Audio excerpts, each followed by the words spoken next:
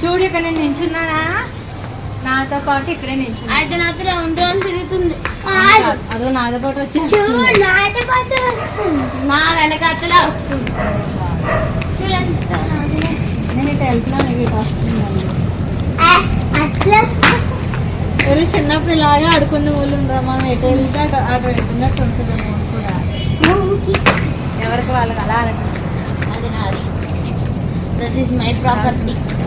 మీరు కూడా చిన్నప్పుడు మూన్ మా వెనకాల వస్తుందని అనుకునేవారా? అనుకుంటే కనుక కామెంట్ చేయండి. ఇప్పుడు మా పిల్లలు అదే చేస్తున్నారు, నా వెనకాల వస్తుంది మూన్ అని చెప్పి. ఏంటంటున్నా?